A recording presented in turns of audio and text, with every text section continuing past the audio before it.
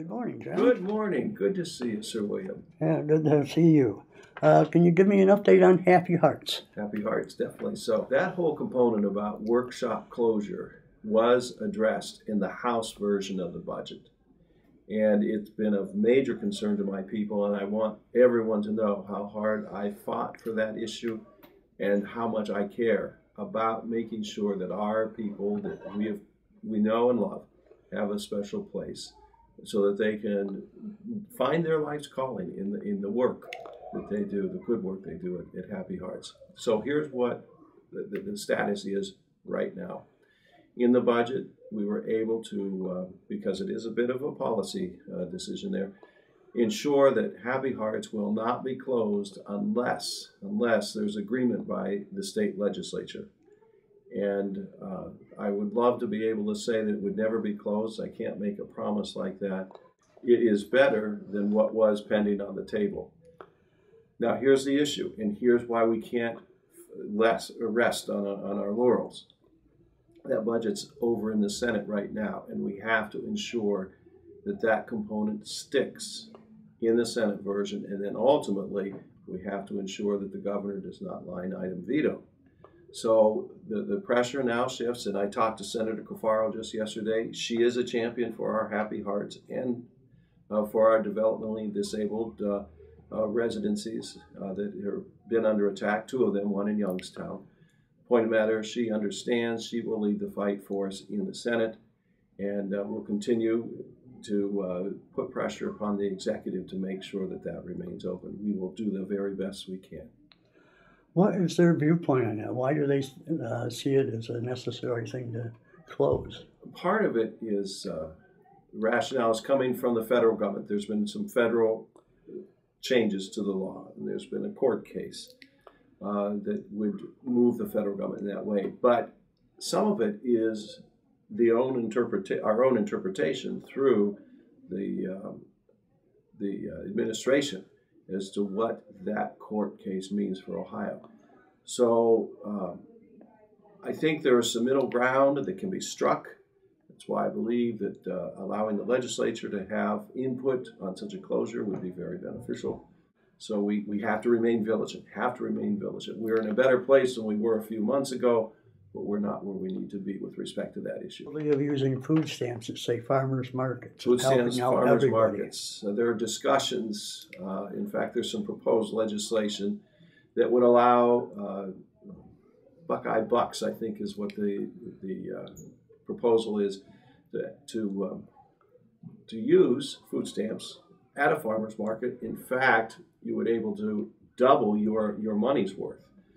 So if you had $5 in food stamps, you could actually get $10 in produce, and that keeps that money recycling within the state of Ohio. Now, related to that, I've worked hard, and I tried to get an amendment in the budget, and Senator Cafaro is aware of this. She's going to try to do this in the Senate, is to create a full-time local food coordinator under the auspices of OSU Extension to help coordinate our production facilities in Ashtabula County, Geauga County, Trumbull County, with our consumers. And I'm talking about the schools, the hospitals, the Conneaut Prison. They are open to those sorts of locally produced food, but we're going to have to be able to combine the operation between the producers and the consumers. So that amendment was not included in the House version. We'll see what we can do in the Senate, but the point of the matter is I'm acutely aware of the need to recycle our agricultural dollars, but because it's very beneficial not only to our farmers but to our business community, and it's just good public relations too on top of it all, and it's fresh. And I think of two industries that would be well situated right now for direct consumption. That would be the apples that we grow and the grapes that we grow. And from there we can branch out. I'm seeing dairy, I'm seeing all sorts of vegetables and fruits that we can produce and store for consumption right here in Northeast Ohio. So that's what I'm working to do. Next question.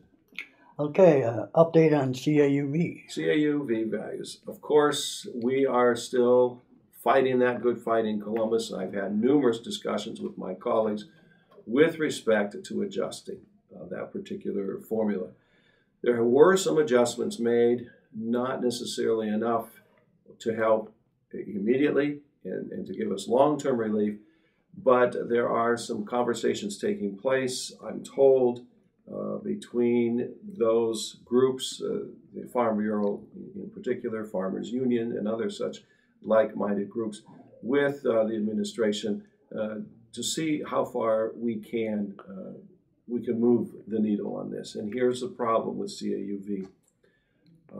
When it was designed in the 1970s, no one could have foreseen the historic low interest rates that we're in the midst of right now. This is a great time to buy a house, buy a car, not a good time to have a savings account, of course, in your local bank, because the interest rates are low there, but they're also low with respect to consumer loans.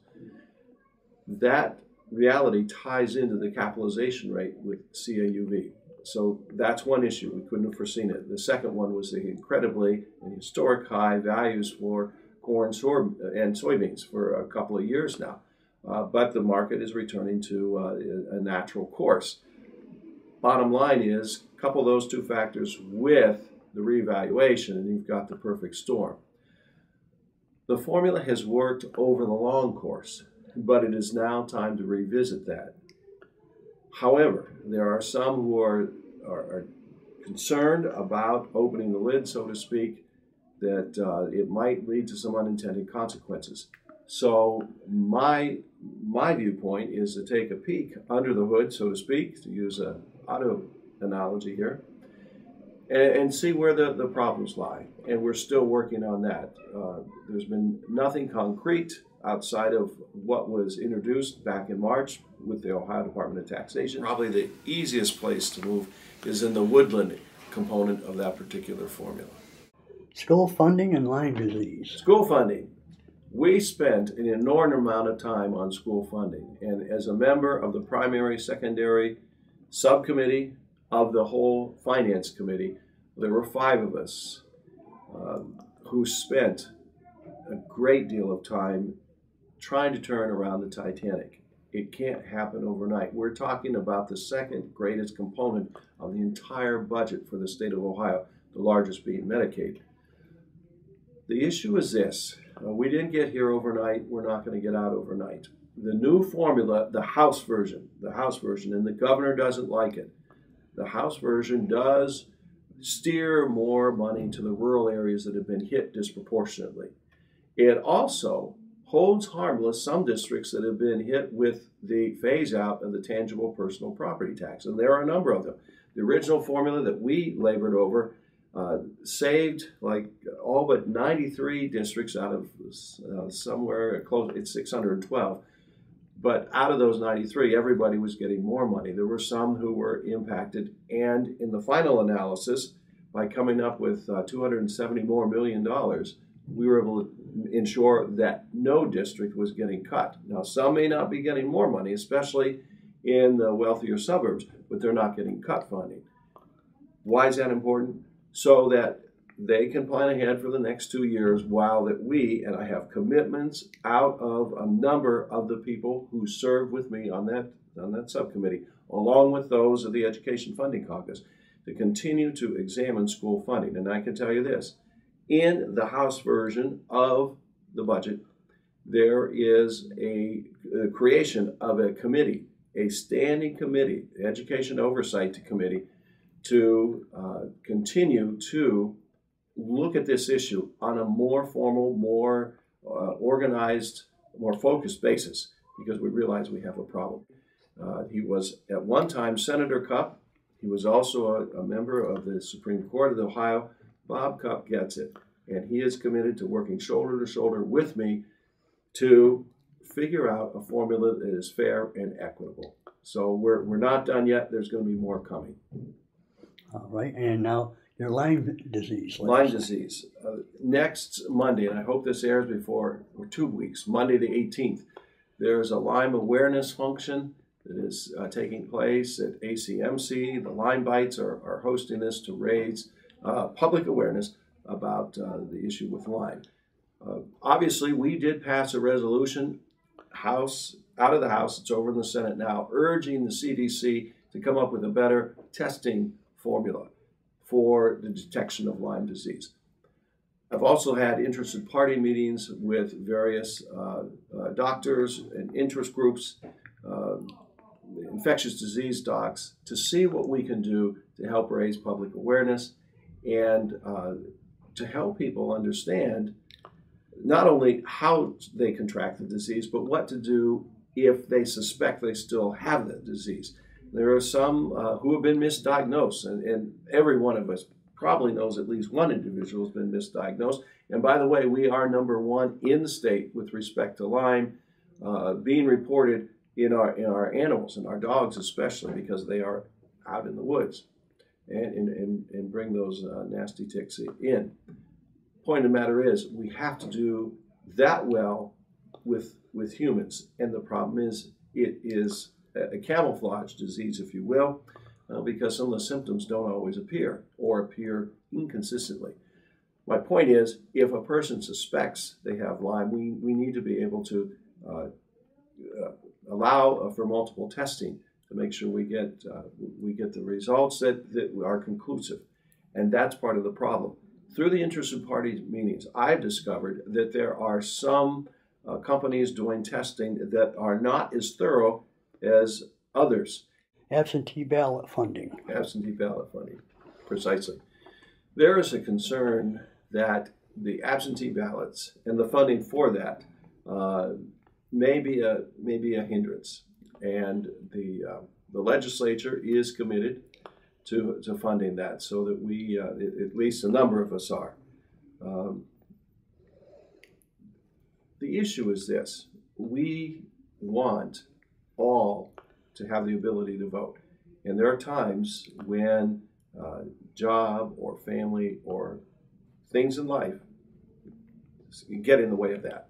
The only fair way of ensuring that all Ohioans are able to take advantage of absentee is to mail them, obviously, the application, and then for the potential voters to fill that out. It does cost money, but I firmly believe that to protect our democracy and to allow for all citizens to have that input, to have their voice heard, it's important for us to fund that. So it's still, at this point, and we're May 4th, it's still up in the air how that one's going to play out. But I support mailing the absentee ballot application out to all Ohioans so that they realize that is definitely an option as they look ahead in their calendars. And that's part of the problem. Our people lead busy lives, and it's become more complicated with changing societal and economic conditions. But point of the matter is, we have to ensure that those people who are registered have the ability, so if they choose, to exercise the absentee ballot option. And in a related matter, yes, photo ID to vote. That has been that was just brought up. There's a bill pending. The number of cases that have been found is outliers in terms of identification. Infinitesimal. It is less than 0.001%. You can count them on both hands and both feet. On the other hand, the number of people who would be negatively impacted by being forced to use a photo ID is far greater. I think it's on an undue burden. We already have licenses that many of us possess to be used for identification purposes. There are other means of identification. This is a solution looking for a problem, and the problem, quite frankly, doesn't exist. So I'm not one to over-legislate. If it ain't broke, don't fix it. So point of the matter is, I think there are a number of legislators who feel the same way. We have other things that are critically important: economic development, job creation, moving the state forward, as opposed to spinning our wheels and spending time on a problem that doesn't really exist. I think it was 17 people in the last election that created a problem, and that's out of a state of over 11 million. So let's be realistic here and focus our resources on problems that affect millions of Ohioans. Do you see it as an attempt to limit voter participation? Yes, yes, it is, and rightfully so. And some can say that it is a method of ensuring the purity of the system. But there, if you look back over the history of voter registration and voting, it's a human creation, and as such, there are always going to be human problems. We can't solve every problem with respect to voting and registration and identification. In a perfect world, we could, but we don't live in a perfect world. So we have to approach perfection, and I think we've done that with the current laws. And as a result, I don't want to penalize legitimate people who have been voting in legal fashion for many, many years by this overburdensome attempt to restrain their right and their freedom to vote. Drug testing for people on public assistance. Drug testing for people, and that's another one that's hotly debated, and I heard that a lot on the doors. And I understand, and I have two feelings about this. If we're going to drug test for those who are on public assistance, then let's drug test for everybody. Let's be non-discriminatory, and I would say that if we pass that legislation, every single state legislator ought to be the first few in line to take their own drug test. From the governor on down, let's be fair with everybody. Obviously, that's not going to happen. So what we're left with then is a pocket of individuals who would be subject to drug testing. Here's the problem, and it's a very real problem. That costs money. If they're already on public assistance, we're going to spend more taxpayer dollars to ensure that they are rightfully free and clean of drugs. And the only way to do that is to raise taxes. So if we want to raise taxes to ensure that individuals are drug-free, there may be some who would be willing to do that. Not this legislator. And I say that for this reason. Again, we can only go so far as to protect the system, and we do that. And the idea is that we want to, there's some good material in the budget in terms of allowing individual responsibility to control one's destiny as much as any of us can in terms of workforce training and the ability to find and secure a job. Let's focus on other issues as to help these individuals move back into society through job loss or whatever, so that they can be functioning again. I think it would be burdensome again. I think it would be an intrusion, an over-intrusion. I mean, if we really want to talk about local control and the ability to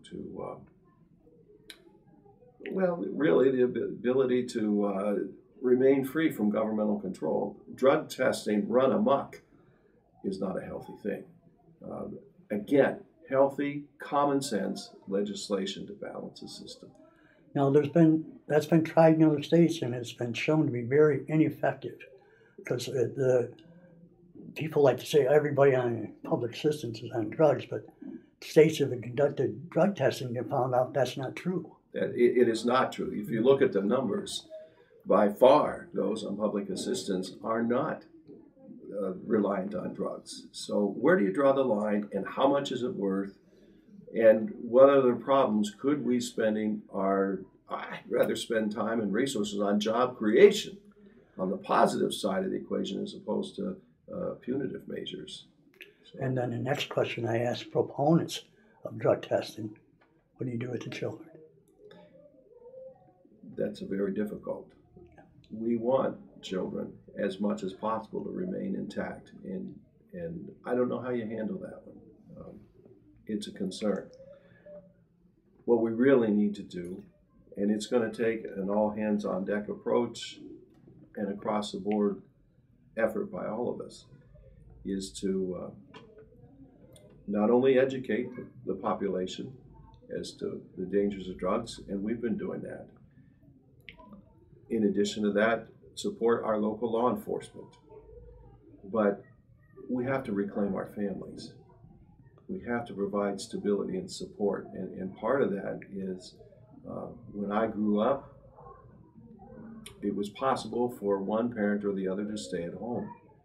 Today, because real wages haven't kept pace with inflation, it's almost imperative for both parents to work. With the drug problem and with other issues in society, we see one parent raising children, and that's difficult. They need additional help in that effort. I've also been in touch with a number of constituents where younger people have made mistakes, turned their children over to grandparents to be raised, which creates a new set of challenges for us. So there's not one prescription, if you will, to address this problem. There are a number of things that we need to do: economic development, job creation, education, civic and social support for those. Okay, working with the county commissioners. Oh, it's wonderful to work with our county commissioners. We are blessed with 3 commissioners who work diligently, who are out there constantly having access to open and honest dialogue and conversations with them. Is helpful for me, and they know that it's an open door policy with respect to my office too. We're all in this together, and together we can make a difference for the people of Ashtabula County and the 99th District. Yeah, a question. Did you attend a hearing in Windsor on fracking? It was in Columbus. There's okay. a surprise. And I had been in contact with Marty Townsend, who organized that particular hearing, and let her know that duty called, so I was unable to attend. So any more thinking or legislating on ensuring that fracking is safe? And I talked with one of my colleagues just the other day about this. There's more work we need to do with respect, and Marty's concern, and rightfully so, is injection wells. There are a number of components of specific legislation that can be passed to make more safe. Now notice, I didn't say be totally safe. Make more safe this whole practice of injection wells. And here's the dilemma. On one hand, in a perfect world, we wouldn't need to be drilling. We would have some magical source of energy that was renewable and sustainable. Well, we know that's not the reality in which we live. So there has to be a balance between the fossil fuels that we are currently addicted to, and all of us are. I don't like using that term, but we all go to the gas station. Many of us use natural gas for heating. The list goes on. But we have to acquire that, and it'd be nice to acquire it domestically. So on one hand, we need these until we get to a point where we can wean ourselves off from fossil fuels. I see the natural gas, especially in our area, as a bridge, a temporary bridge that we cannot drive off from, to renewable, sustainable energy sources. It's not inexhaustible, and we can't fumble this opportunity. So my position is make it as safe, injection wells, as possible, while in the same time we're on this road to sustainable, renewable energy for our children and grandchildren. That's just reality. Common sense legislation to make best the tools that are at our disposal. And that kind of, I can use that as a bridge. Yesterday, I was at the dedication of the Nature Conservancy project down on Callender Road. And that was one of the themes that I mentioned to them as well, that we must preserve nature, we must preserve this pristine environment for the benefit of our children and grandchildren, while at the same time balancing that preservation with progress, economic progress, so our citizens can survive. It's been one of mankind's long-standing enigmas is to be able to provide for their current population while preserving for the future. Now, in the area of fracking, again, there's injection wells and increase in earthquakes or minor earthquakes in the area. Yes. Is that a concern of yours? It is a concern. And the problem is we can do our geologic studies, but you just never fully know at that depth at what this wastewater is being stored. And it is a concern because we have 18 functioning injection wells right here in Ashtabula County. A lot of our barrels that are going down are actually coming in from out of state. And we have to understand this because the federal government controls interstate commerce. And that goes back to a court case years ago, McCulloch versus, Gibbons versus Ogden. Gibbons versus Ogden back in 1824 in New York State. The federal government clearly has domain over interstate commerce. So we can't stop those barrels from coming in, which means that we have to do a better job of ensuring safety of those wells. And that's a fight that I continue to be a part of in Columbus. How about what is contained when they inject the chemicals contained in this injection method? You're working to say companies can't say it's a trade secret. Yeah, that's going to be where there is a great deal of pushback from the companies. And I don't know, we can try. All we can do is try, and the effort would be a failure if we didn't try. And so that's, I can't guarantee success on that, but I can guarantee that we're going to push and see how far we can get. It's only the right thing to do. Well, I think we've covered pretty much anything unless there's something you would like to. Yeah, there's some legislation I want to share, some things to look forward to. Okay. Last legislative assembly, in the 130th, we were able to pass, and it was signed into law, a portion of Route 20 in Ashtabula Township that's going to be designated as a memorial to World War I veterans. That unveiling is going to take place the day after Memorial Day. I'm very proud of that. The VFW of Ashtabula petitioned my office, petitioned Senator Favarro's office to name a portion in the township in honor of those World War I veterans. That's on the horizon. That's coming. I also have been involved with charter school reform.